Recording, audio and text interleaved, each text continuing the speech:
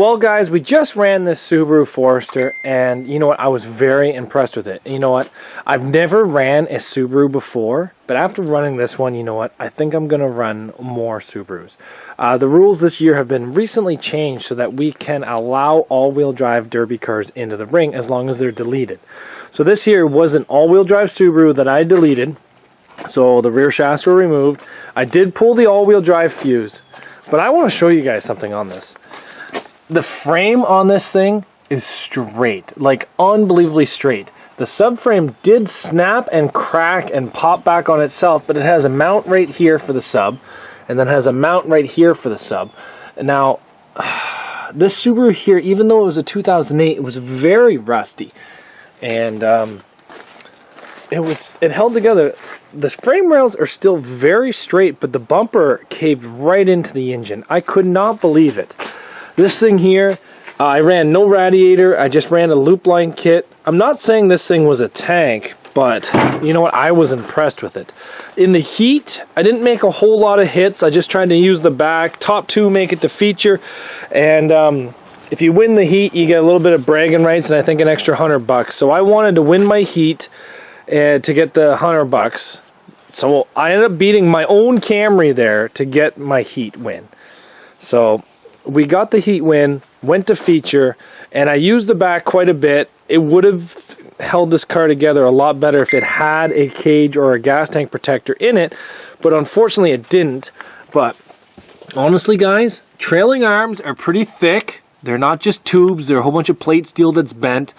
It all held together very good. Even the diff, because of how the diff is set up in this, and it supports farther up, I kind of think it kind of held the floor together all the way up to there. That's all the diff doing that.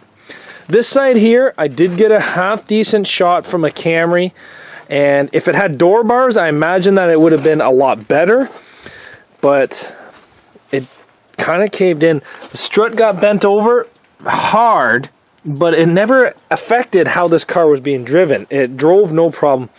When I tell you this subframe was rotted though, take a look at the rot all the way down this subframe. It is quite intense, and yeah. You know what, this car was a lot more rotted than I thought, and it held together better than I was actually hoping. Front frame did go a little wonky here, but I think that's just because of how bad the subframe is. If you get one of these with a good subframe, I honestly think a heavier 70s bumper or even tubing and one of these cars would be a weapon.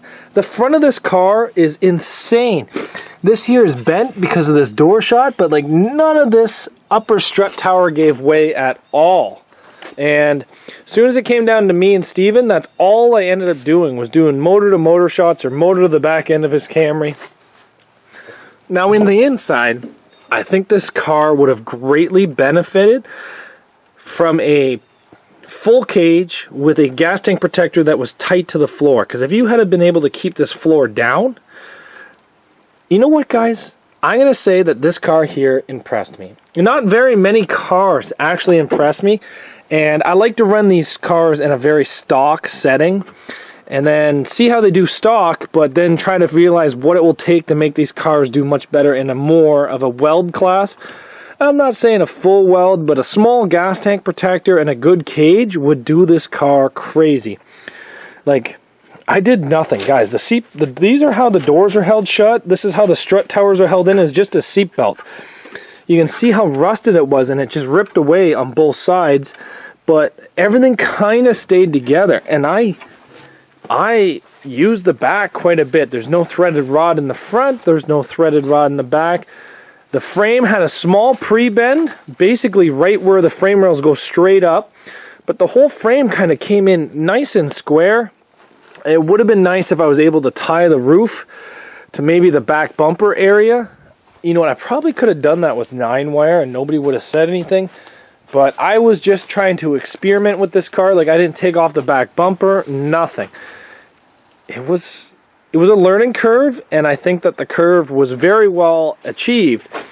Nothing on this car is modified in any way, And honestly, the motor mounts are stock, the electrical stock.